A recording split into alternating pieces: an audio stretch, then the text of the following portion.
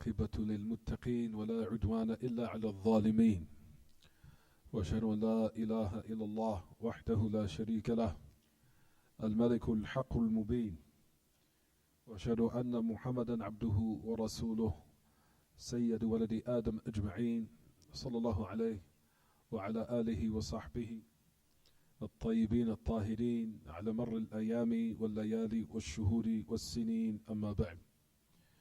We continue September the 8th, 7:04 p.m., September the 8th, 2019, which agrees with on the Hijri calendar, with the Islamic calendar, the 9th of Muharram, the year 1441 after the Hijrah of Mustafa alayhi salatu wassalam.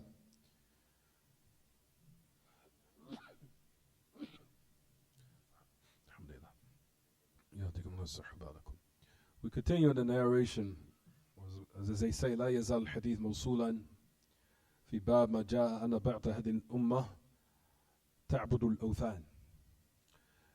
As the narrations, excuse me everyone, the chapter we continue in, as the great Imam Sheikh Muhammad ibn Abdul Wahhab rahimahullah, that some of this ummah, that they will worship idols. And some of this ummah will worship idols. And all of this is a confirmation of sidqu nubuwatihi alayhi salatu wasalam, to how true his prophethood was, or rather it is, due to the fact that everything that the Messenger of Allah informed in this narration has occurred. All of it has occurred. If you notice, everyone, as you look in your books, we were still in the hadith of Thawban. The hadith Thawban, the great Sahabi, where it says, or when last where we stopped at, it says, even if all of the ummah or the different nations were to come together against the Muslims, that they will never be able to destroy them, a general destruction, or take their possessions or their lands or what have you, as long as they fulfill the conditions that Allah subhanahu wa ta'ala had mentioned upon the tongue of his Prophet alayhi salatu wasalam. So Allah subhanahu wa ta'ala clearly mentioned and said that if the ummah now, if they do not fulfill this condition, if they do not fulfill the condition that Allah ta'ala made in order for them to attain this virtue, and that the condition was what, everyone? What was it? The first one was, what was it everyone? What was the first one that was mentioned in the narration? What is it? Based upon what we mentioned in the last class, what is it? Allah subhanahu wa ta'ala said He was not going to allow this to happen to His ummah, whereas people will come, take their possessions, their belongings, and destroy them. Even if they would to gather the different corners of the earth, or the lands of the earth, as long as they do not do certain affairs which were mentioned in the hadith. What was the first one? The first one was what, everyone?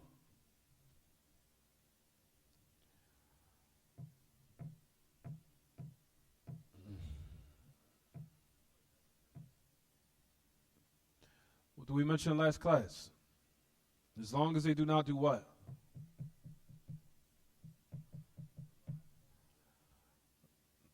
As long as they do not start destroying each other, destroying one another, and they do not take each other as what? Captives.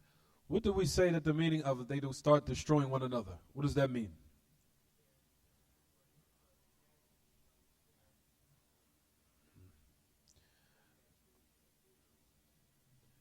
They start destroying one another and taking each other's captives, indicates there's a discrepancy where? In the belief system. There's a discrepancy in the belief system. There's a discrepancy in the foundation, where the people now become divided in the foundation of the religion. There's a discrepancy in the belief system and in their foundation and their creed. So like we said and mentioned and said that this will be a reason for the ummah destroying one another. How else would it be the reason to destroy one another except it would be what? Differences in what, everyone? In their belief system. You understand? The destruction will come as a result of the most primary reason is what? Is because of some discrepancy in their understanding and their belief. Also, what could come as a result of it is ضعف الإيمان, weakness in faith.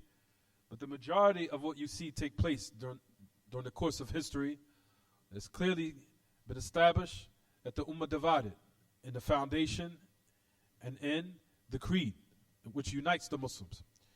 Because that's ultimately what unites them and gives them a legislated unification. But however, when they divided in that and they deviated, this came the result, or the result of it came their destruction and their demise. If you notice, it says, يَكُونْ بَعْضُهُمْ يُهْلِكُ بَعْضًا. That they will start destroying one another and they'll start taking each other as captives, as it clearly says. If you notice that I mentioned, it says that due to the fact that if they was to divide amongst themselves, whereas they have some deviation in their foundation, that Allah subhanahu wa ta'ala will send against them the non-Muslims or the disbelievers to what? To decimate them, to destroy them. This will be their punishment due to them dividing in the creed and not being unified upon what's correct.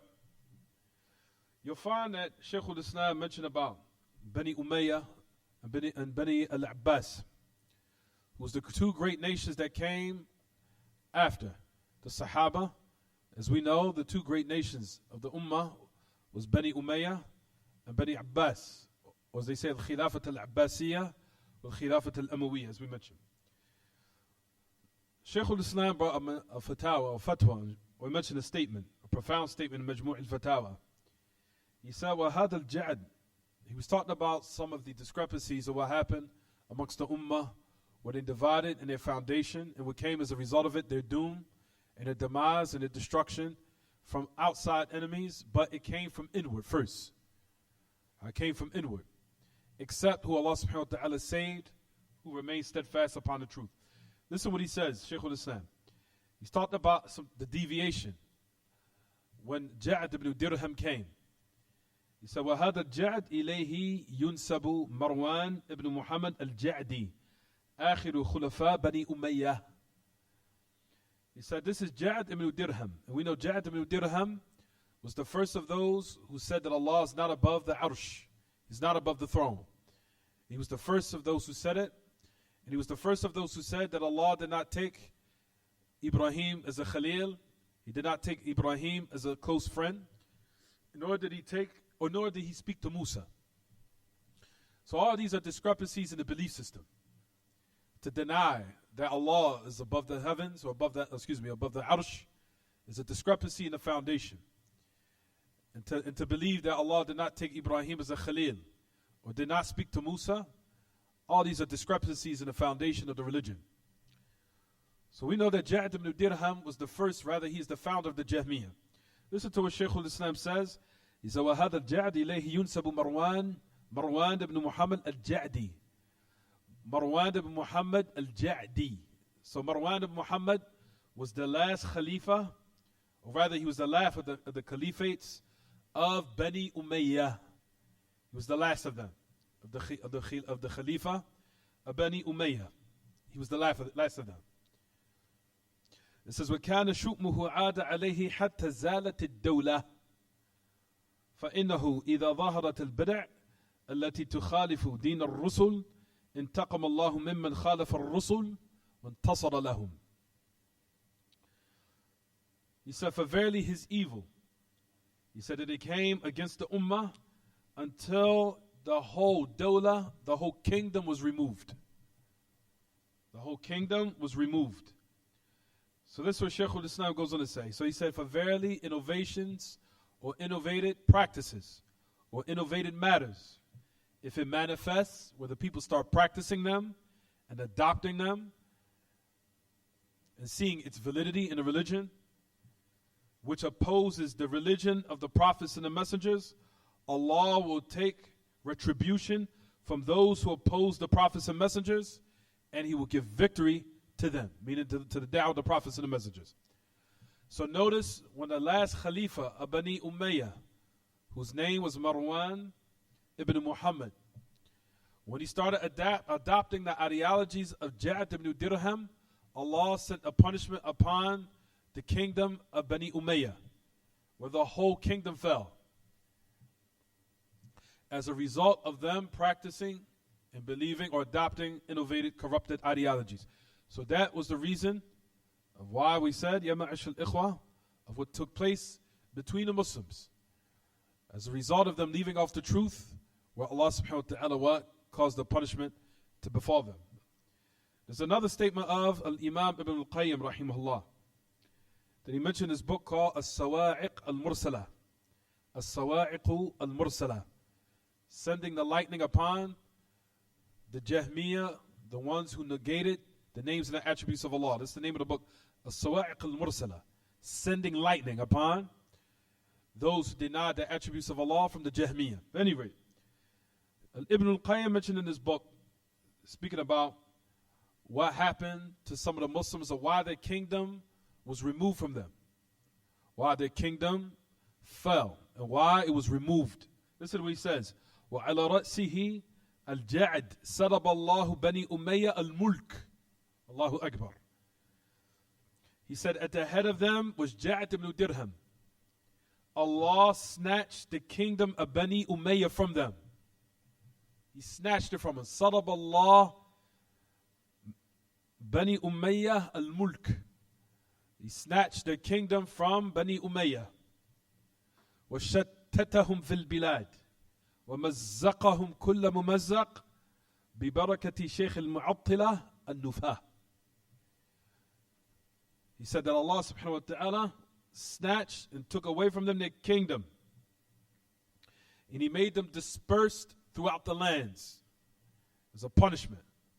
Separated them throughout the lands.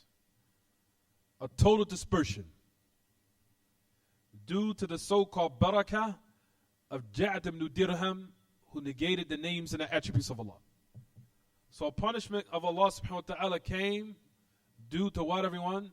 Some type of discrepancy and deviation in the belief system. Until Allah subhanahu wa ta'ala, what, everyone? Allowed the Muslims to be overcame by their enemies outwardly.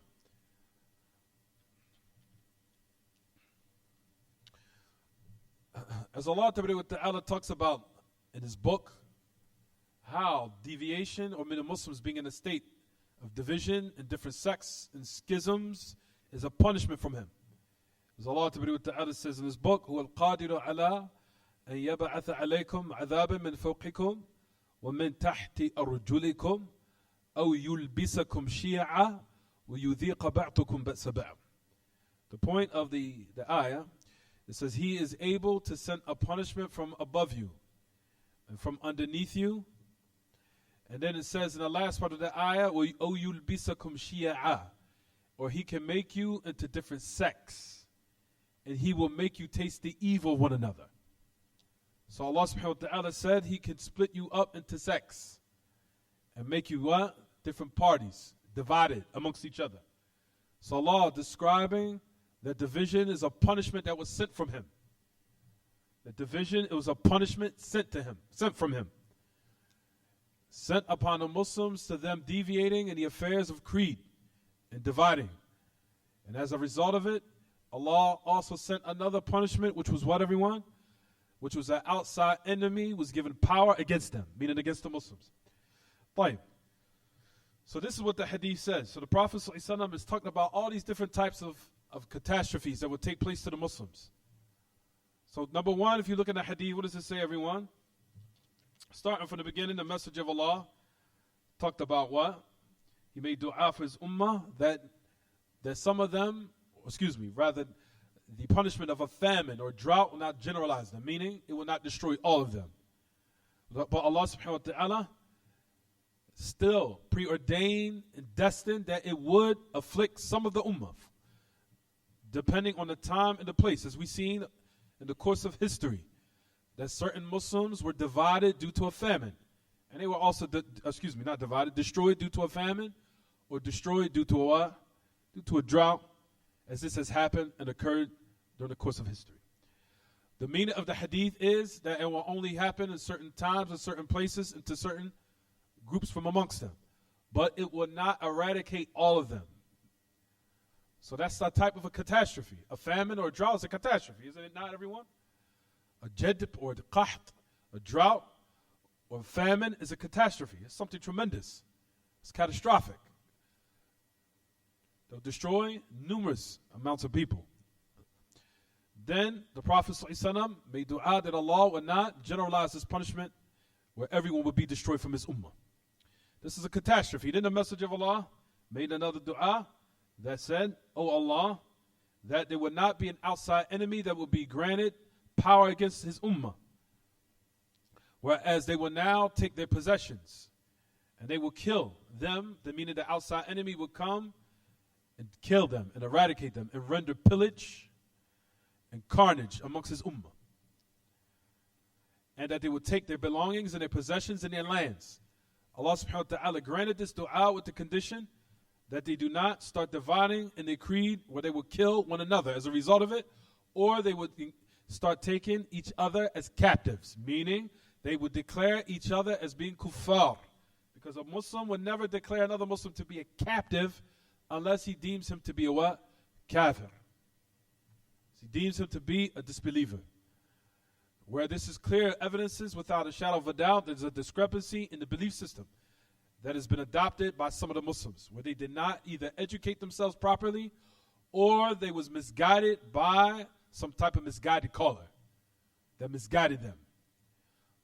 The point of the matter is, if you want to say whether there was that probability or another probability, the point of the matter is what happened as a result of a discrepancy in the belief system: bloodshed, murder, division, pillage, and a lot of catastrophes occurred as a result of it.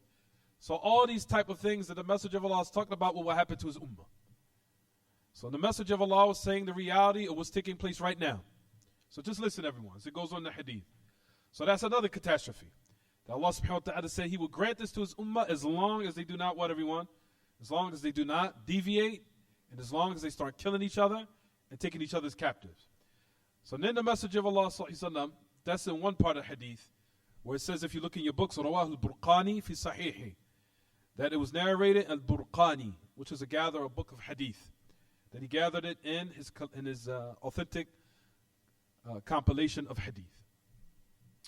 There's another narration where the Messenger of Allah sallallahu alaihi wasallam, that he added on to another, or added to what was mentioned, some more calamities that will happen to his ummah. What's the other calamities? A person would say the calamities we just mentioned, that in itself is tremendous. A famine, drought, outside enemies giving power over the Muslims. That in itself, you would think that was what? Enough. More catastrophes are going to happen to the ummah. So it's more narrations as it comes in the full hadith. If we read it totally, it says, وَإِنَّمَا أَخَافُ عَلَى أُمَّتِي الْأَئِمَّةِ الْمُضِلِّينَ. Verily I fear for my ummah those misguided a'imma, and they will mislead my followers. People who say they're Muslim, people who say that they are Muslim, whether they be from the leaders who are misguided, or they be from those evil ulama, or the evil ubbad. This is comprehensive for all three meanings. Al-a'immatul mudillin is comprehensive for three meanings. Stop looking at the floor. Focus. It's comprehensive for three meanings. The first meaning is that the leader himself will misguide the Muslims. The leader of the land will misguide the Muslims. Such as what happened with Imam Ahmed. Well, all the three khulafa during the time of Imam Ahmed that binded upon the people that the Quran was created and made them believe it, or else he subjected them to a punishment if they didn't what? Embrace that belief. So those leaders of the past who was misguided or who was affected by, don't notice, but those rulers who was affected by who? Misguided callers or misguided so-called scholars. They were affected by them. But the point of the matter is, from time to time, there could be a misguided what? Leader who will also misguide the Muslims. And also, what is comprehensive for that meaning, al-a'immatul mudillin, those who ascribe themselves to Islam, that say La ilaha illallah Muhammadur Rasulullah, but they're calling to deviation, and they're calling to misguidance, and they say that they're Muslim, and they say that they are Muslim. Al-a'immatul mudillin. So another meaning of the word a'immatul mudillin is ulama as-su, evil scholars.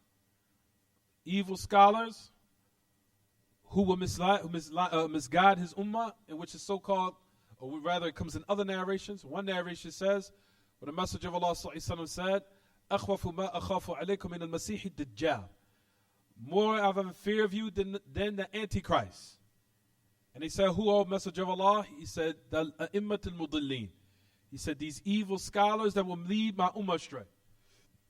In one narration, she says, I am more in fear of them than the Masih al-Dajjal. You'll find that Ahl al-Ilm mention this regard. They say that the meaning of why the Messenger of Allah were more in fear for his ummah, that these evil scholars will mislead his ummah more than the Antichrist, due to the fact that those evil scholars do not have kafir written on their forehead, or they do not have some sign of deviance on their forehead, in contrast to the Masih al-Dajjal. For verily he will have signs that on his physical caliber or his physical state, which is indications of his misguidance. From them is the word kafara, will be written between his what? Be written on his head. And the Prophet ﷺ said, يَقْرَأُهُ كُلُّ مُؤْمِنْ قَارِئ وَغَيْرُ قَارِئ. Every mu'min will read it who can read and not read. Will be able to see these letters on his forehead. Kafara, kafir, right on his forehead. So those are clear signs to show that he is what? Misguided, and that he's evil. As far as these scholars who are misleading, so-called scholars who are evil, who are misleading the Muslims, there's no sign written on their forehead or outwardly that you can see to clearly establish their evil and their misguidance. Is it clear what I'm saying? That's why in this particular narration the Prophet ﷺ said, I am more fear of you than them, than the Masih al-Dajjal. Is it clear what I'm saying, everyone?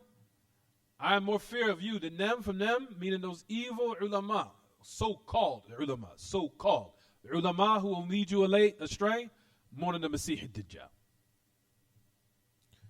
And we know that term, alim, is loosely used. All now, in these days and times, the word alim that thing is used so loosely amongst the Muslims. Who so-and-so is an alim, so-and-so is an alim, so-and-so is a sheikh, so-and-so is an alim. That is loosely used now. Anybody could be an alim and a sheikh now. Even someone who probably studied the Arabic language for 4 or 5 months comes back and looked at his Shaykh al-Islam and can easily have a following. I've seen it with my own eyes for over years and years of being in da'wah, how the most ignorant of a person can have followers, and how the person who's upon the truth can have the least of followers. Seen it with callers, seen it with the ulama, I've seen it overseas. Sat one time, and this is years ago, when I sat with and I'm honored to say my father, Sheikh Ubaid al-Jabiri, my father, one of my great fathers. When one time we were sitting in the class with him, this was like 20 years ago, and this is when I walked into his house by myself. And when I was sitting in this class, it was only 5 of us. This is before the thousands came. The thousands in the class came. We was in the days at one time, it was only 5 of us. There was 5 of us in the class. And that was why I remember that day, because that was the day Sheikh Ubaid asked me to walk him to his house by myself. It was just me and him walking to his house. It brought tears to my eyes because I didn't know what the Sheikh seen in me. I had no idea. But he said, walk me to my house by myself. Me and him, walking in the road. Those years and those days, it was only 5 people in the class. It's not like that no more. Here now it's 500 to 1,000. But at that particular time, you would think that a scholar of that caliber would have thousands of followers. Thousands of people come to his class. That's what you would think. But we came to class at certain periods of times, it was only 5 of us. Or it was a handful of us in a room. It's not like that no more, though. Alhamdulillah. But during those days, ya ma'ashal ikhwa, you'll find that the most ignorant of people will have followers. And those who are well-grounded in knowledge have the least of what? Followers. You'll find that. Fine. That's a side benefit. But anyway, so we say in this regard, the Prophet ﷺ said, he was talking about those people who would lead his ummah astray. Number 1 was who? Number 1 is the evil ulama, evil leaders. There will be evil leaders that will mislead his ummah. Like what time happened with Imam Ahmed. Also, number 2 is what? Number 2 is those evil so-called wicked ulama. There's a number 3. Number 3 is people who are worshipers, who are ignorant of the religion, who are taken as what? People that give religious rulings. People who are just mere worshippers. Like people will see a person's tanassuk, they will see him being devoted to ilm, devoted to worship, and he might be jahil. There are people out there that are like that. They might just be worshippers. Allah has just inspired them to do an abundance of worship, but they're jahil when it comes to the religion. That doesn't mean he's an alim. Just because you see a person doing abundance of fasting, abundance of worship, that doesn't mean he's well-grounded in knowledge. It does not mean that, brothers or sisters. Is it clear what I'm saying, everyone? So the number 3 of the meaning of the hadith is the ubad. People, the ubad juhal, people who are worshippers but they're ignorant, will also be considered the a'immatul mudallin. How many people do we know that are worshippers, but however they are what? They're jahil, they're ignorant. And they still give fatwa and the people follow them. Is it clear what I'm saying, everyone? I think it's time for the adhan. You want to call it Amir? Is Amir there? Open the door for me. I think it came at 7:20. It didn't come in yet? Are you sure? I think it came in. If I'm not. I think it comes like 7:28 now or 7:29 now, something like that. It did? It's in? What time did it come in? 7:24? Wow.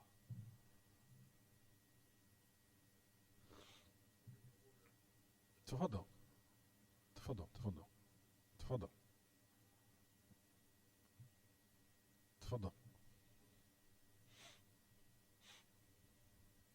No, I have water in here. I need some cups. Just go ahead. Go ahead. You go ahead. Because I need some cups. Go ahead.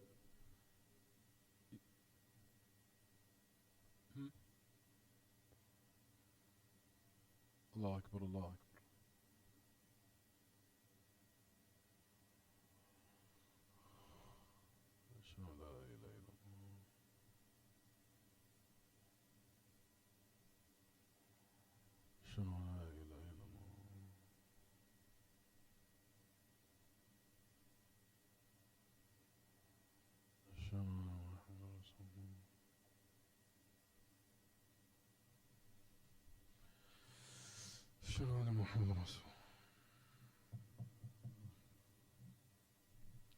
اللهم لا حول ولا قوة إلا بالله.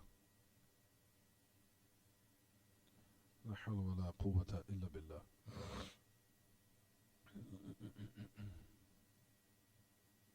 لا حول ولا قوة إلا بالله. لا حول ولا قوة إلا بالله.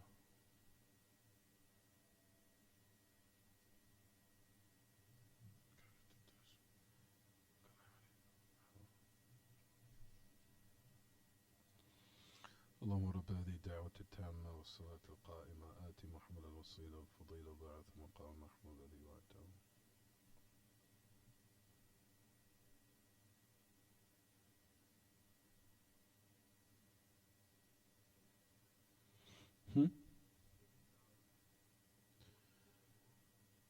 The scholars and those misguided leaders or evil leaders.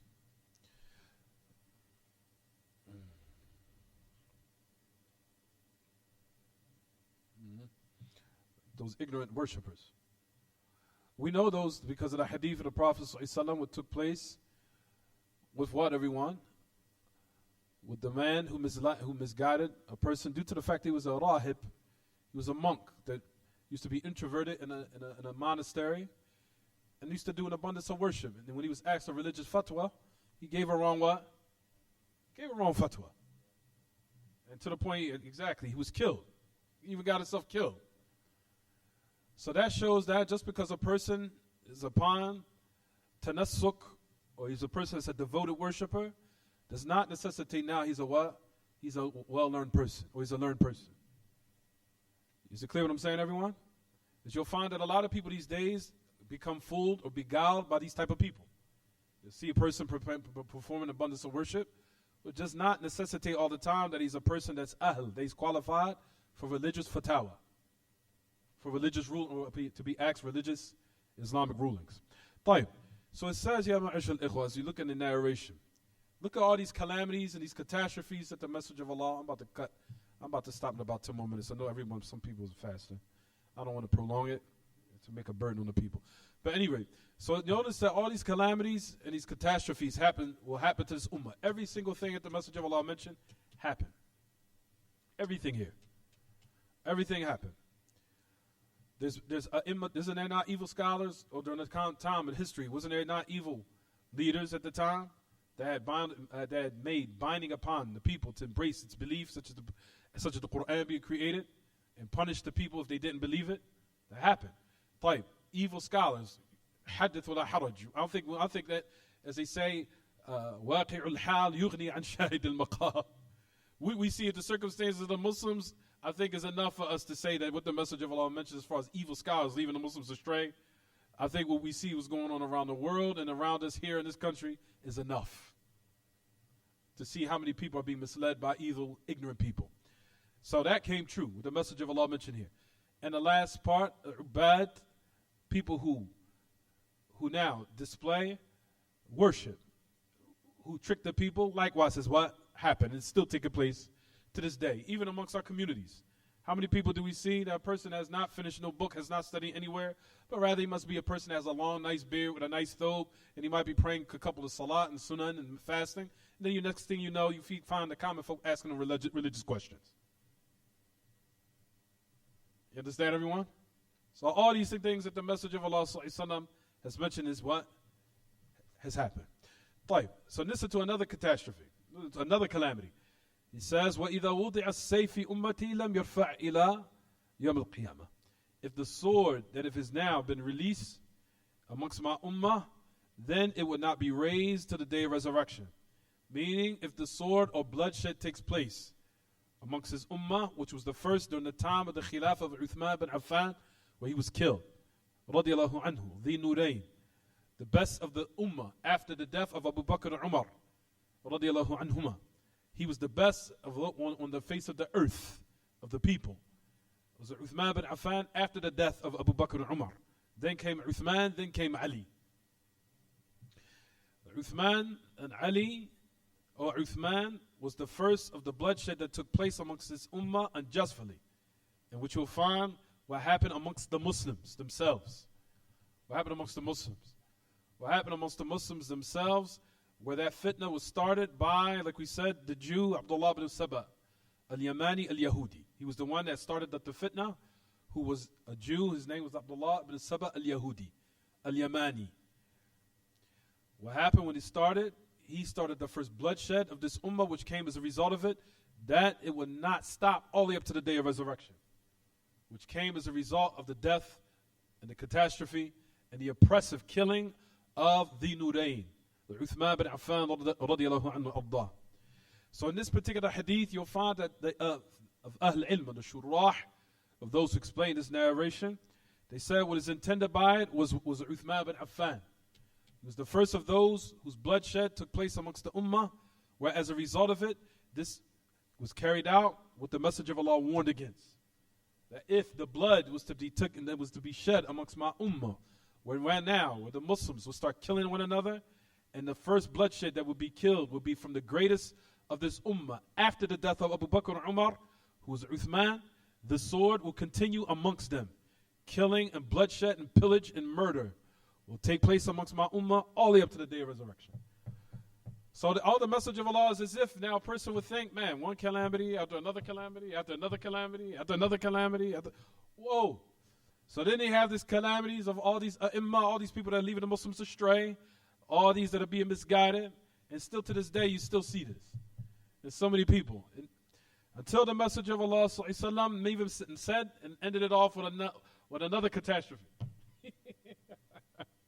Where he said, now the day of resurrection will not be established, he said, until there is a group of my ummah that would join the mushrikeen.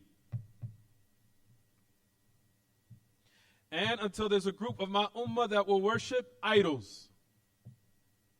Then there will be in my ummah كذابون ثلاثون كلهم يزعم أنه نبي. There will be 33 liars amongst my ummah. All of them will claim that they are prophet. And I'm the seal of all prophets. There's no prophet after me. But that's another calamity. طيب, that's another baliyah.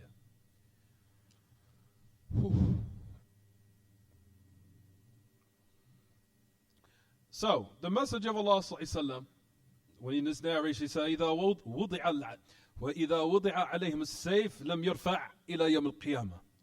If the sword has been unleashed upon them, it will not be raised or removed until the day of resurrection.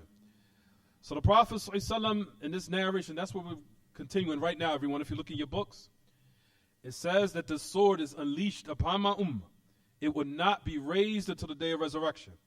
So it says, خَافَ عَلَيْهِمُ النَّبِيُّ صلى الله عليه وسلم أنه إذا بدأ القتال بين المسلمين فإنه لا يرفع إلى يوم القيامة. وهذه بلية أخرى. We all just said that. He said that the sword was unleashed upon my ummah, meaning there will be killing amongst the Muslims. It will not be raised until the day of resurrection. This is another calamity. طيب, we already said the reason why the sword will be unleashed, due to a discrepancy in the belief system and the foundation. That is the reason why these killings and these murders took place, due to some type of discrepancy in the belief system, in the aqa'id, in the belief system. That's why we said, the Messenger of Allah clearly mentioned, it said in the narration, what did he say, everyone? وَيَسْبِي بَعْضُهُمْ بَعْضًا. They'll start taking each other as captives, where he would deem his brother to be a kafir. He would deem his almost some brother to be a disbeliever. That's why he would take him captive. So that's what was mentioned here, is to show what, everyone? It's a discrepancy in the belief system, in the aqidah, in the belief. طيب. Once that took place, Allah subhanahu wa ta'ala gave power to the non-Muslims against the Muslims. The sword will not be raised until the day of resurrection.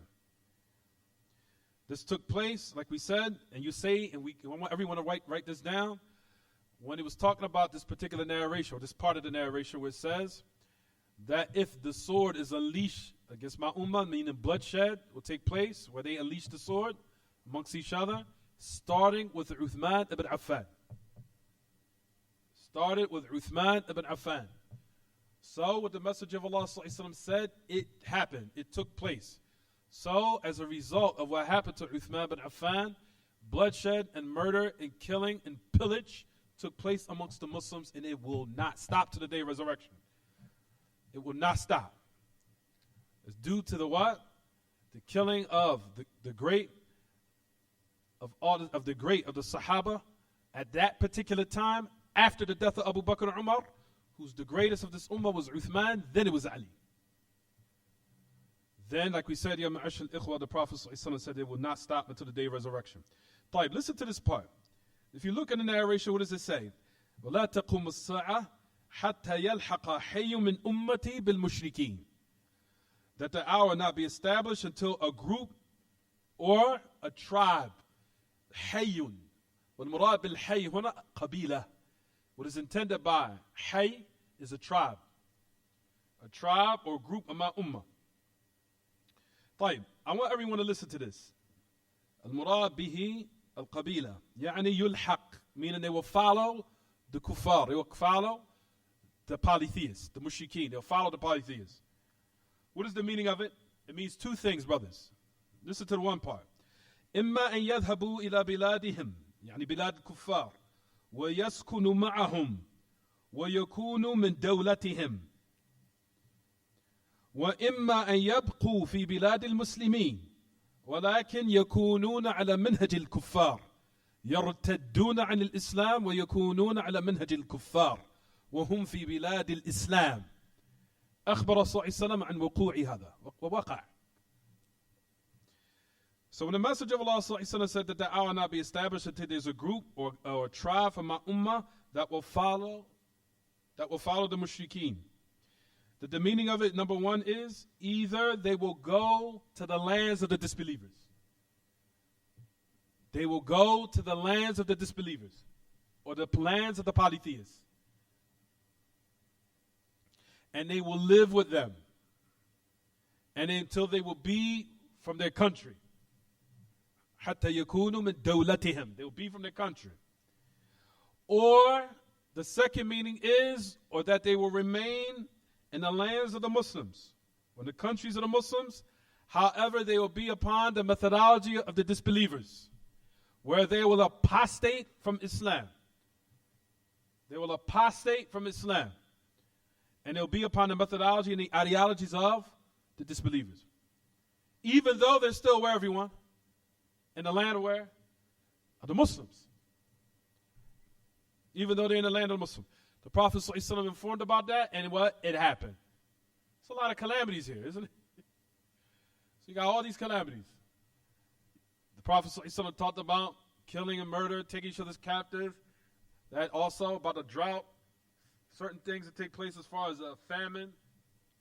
Immatul Mudillin, there'll be scholars, people, wicked, evil scholars, so-called ulama, who ascribe themselves as being Muslim, misguiding the ummah.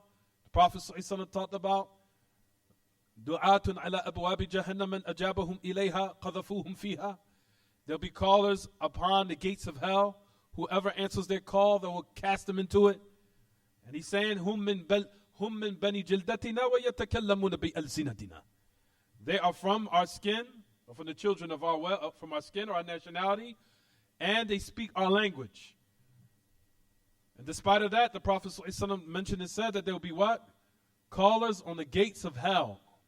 Whoever calls them or answers their call will cast them into it. So it's people that say La ilaha illallah. There's people that say Muhammadur Rasulullah. There's people that ascribe themselves to Islam. And despite of that, the message of Allah ﷺ said there will be callers to what? The gates of hell. You understand, everyone? طيب. After the message of Allah mentioned all these different calamities, then he gave the bushra. He gave the glad tidings. Even though he mentioned all these different numerous calamities and catastrophes, he said the last thing, to leave off, will give some type of bishara. After he gave the nadara, after he gave the warning, he gave the glad tidings.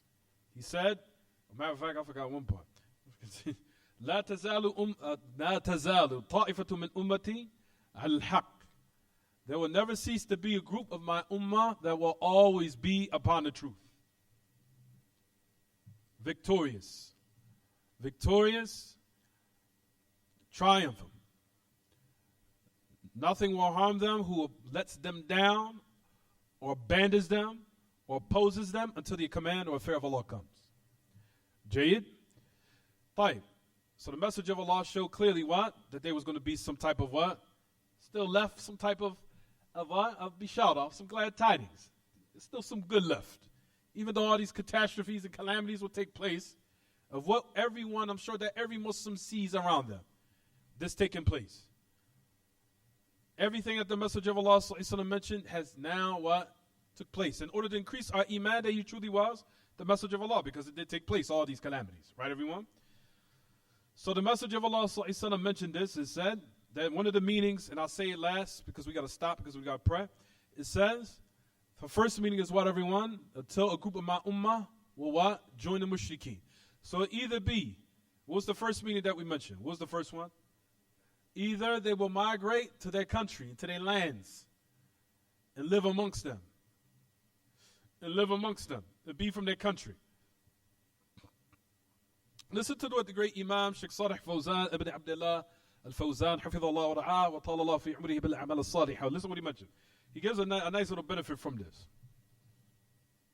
He says, وقع كما أخبر به ففيهم من بقي في بلاد الكفر ولم يهاجر ويوافق الكفار في طقوسهم الدينية ويجري عليهم حكمهم وهو مختار للإقامة بينهم وفيهم من بقي في بلاد المسلمين ويعتنق مذاهب الكفر من شيوعية وبعثية وقومية والليبرالية والديمقراطية والجمهورية كل هذه نظم طاغوتية وغير ذلك هؤلاء لاحقوا بالمشركين كما أخبر به صلى الله عليه وسلم. He said that these people, just exactly what has happened, what the Messenger of Allah informed, waqah, it happened. For verily it is from the Muslims who remain in the lands of the disbelievers, and they did not migrate. And they agreed with the disbelievers in their religious rituals, fi tuqusihim ad-diniyya, in their religious rituals and practices. And which their hukum, meaning the ruling in regards to them, also applies to them. And they have the ability where they chose to live amongst them. مُخْتَارٌ لِلْإِقَامَةِ بَيْنَهُمْ. They chose to be a resident amongst them. Then he said, وَفِيهِمْ مَنْ بَقِيَ فِي بِلَادِ الْمُسْلِمِينَ. and from amongst them who remained in the lands of the Muslims, but they adopt the ways and the ideologies of the disbelievers, such as shuyu'iyya, such as communism, such as ba'thiyya, which was the belief of ba'thiyya, I'll explain it later, such as ba'thiyya, such as qawmiyya. Qawmiyya meaning what? Nationalism, liberalism, democracy. All these different types of what? Ideologies that were derived and were made by the disbelievers. He said that the Muslims will stay in their lands, but they only embrace what? Communism, liberalism, nationalism. All these different types of what? Ideologies. Which are ideologies of who? Everyone who made that up. Islam? That was sent by Allah and His Messenger, or was that made by the kuffar? By the kuffar. He says this is a type of meaning of that they would also join what? The polytheists. Even though they're still in the land of the what? The Muslims. Is it clear what I'm saying? We'll stop here, inshallah, because we got to pray.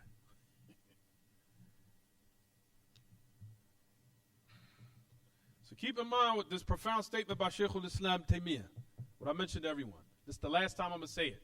This statement is very profound of how what came as a result of the destructions of the Muslims, because them adopting ideologies of the deviant sects.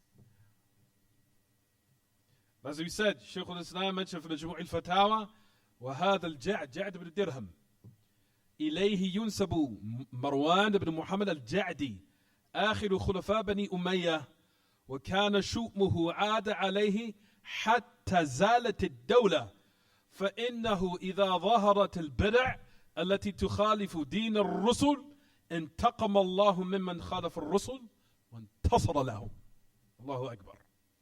He said, Majmu' al-Fatawa, as we know, Ja'd ibn Dirham was the first to deny that Allah was above the Arsh. He was the first of the one to deny that Allah was above the throne. He was the first. It wasn't Jahm ibn Safwan. It was Ja'd ibn Dirham. Ja'd ibn Dirham, who was killed by Abdullah al-Qasri, as Ibn al-Qayyim mentioned in his book called Nuniyah. Where if you memorize that poetry, you will be a asad in the Aqidah Salafiyah. Where he said in his poetry, وَلَقَدْ ضَحَّ بِجَعْدَ أَلْ. Now listen what he said in his poetry. وَلَقَدْ ضَحَّ بِجَعْدَ خَادَ الْقَسْرِ يَوْمَ ذَبَائِحِ الْقُرْبَانِ إِذْ قَالَ إِبْرَاهِيمَ لَيْسَ خَلِيلَهُ كَلَّ وَلَا مُوسَى كَلِيمَ الدَّانِ شَكَرَ اللَّهُ ضَحِيَّةَ كُلِّ صَاحِبِ سُنَّةٍ لِلَّهِ دَرُّكَ مِنْ أَخِي الْقُرْبَانِ. Allahu Akbar. Now listen what he said. Verily, who got slaughtered on the day of the Eid was Ja'd ibn Dirham, who was killed by Khalid al-Qasri. Ja'd ibn Dirham, who said that Allah was not above the heavens. He said that Allah was not above the Arsh. Allah was not above the throne. He denied it. He was the first of the one who came with that ideology. He also said that Allah did not take Ibrahim as a Khalil, nor did Allah speak to Musa. Khalid al-Qasri came on the day of the Eid. He said, تضحوا تقبل الله ضحاياكم فإني اليوم مضح بجعد بن درهم فإنه يزعم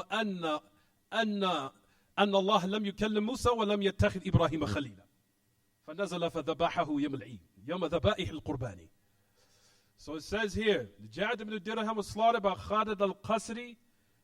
He said, فَإِنَّهُ يَزْعُمُ أَنَّ اللَّهَ لَمْ يُكَلِّمْ مُوسَى تَكْلِيمًا وَلَمْ يَتَّخِذْ إِبْرَاهِيمَ خَلِيلًا. When he said that he believed that he didn't speak to Musa, then he did what? He did not take Ibrahim as a Khalil. طيب. The point of the matter is, this is what Shaykh al-Islam says.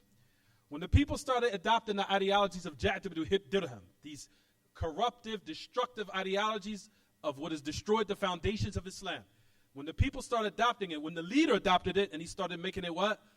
Binding upon the people to believe it. Listen what he says. This was Ja'd ibn Ja'd, in which one of the last Khulafa of Bani Umayyah adopted his what? His ideologies. Until he was ascribed to him, where his name was Marwan ibn Muhammad al-Ja'di. So he's ascribed to who? Ja'd ibn Dirham. Now listen what Shaykh al-Islam says. He says his evil returned against him, where his kingdom was what? His kingdom fell. For verily, if innovations and innovative practices manifest, that opposes the deeds of the religion of the prophets and messengers, Allah will take retribution for those who oppose the messengers and the prophets, and He will what? Grant victory for them, meaning the prophets and the messengers. Allahu Akbar. So the whole reason why the country was took down and why the kingdom was removed was because of what? Adoption of what, everyone? Corrupted ideologies and deviation in the principles of the religion. Bang. Listen to what Ibn al-Qayyim mentions. It says, قال الإمام ابن القيم في الصواعق المرسلة وعلى رأسه الجعد صلب الله بني أمية الملك والخلافة وشتتهم في البلاد ومزقهم كل ممزق ببركة شيخ المعطلة النفاة جعد بن درهم. He said Allah snatched from Bani Umayyah their kingdom and their khilafah. And Allah dispersed them in the lands, a total dispersion, due to the so-called barakah of the Shaykh who denied, the so-called Shaykh who denied that Allah Ta'ala is above the heavens, who was Ja'd ibn Dirham. And everybody is so mad at the Salafis, you guys are so bad. Yeah, this is the reason why the Muslims got destroyed in the first place. And that's the reason why we were what? We're so-called of being stern upon was correct. To the fact that our what? Our prominence and salvation relies on it. Not only in this world, but in the hereafter and in the grave. Right, we'll stop here. وصلى الله وسلم وبارك على نبينا محمد وعلى آله وصحبه. سبحانك اللهم بحمدك أشهد أن لا إله إلا أنت أستغفرك وأتوب إليك. Any questions about the lesson, anyone?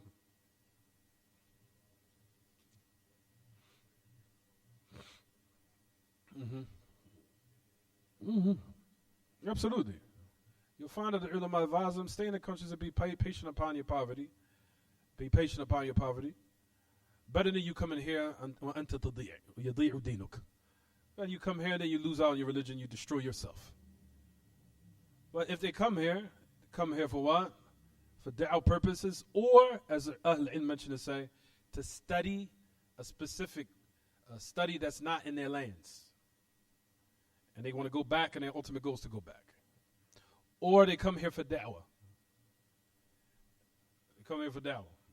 But just to be here to say I'm dying here, I'm living here forever, no, that cannot be intent for the people of Kufr. Abadan. Even us, I want to leave here. They have Muslims coming here, they want to be here, and I want to be there. It's like, see how everything switches. Is any other questions?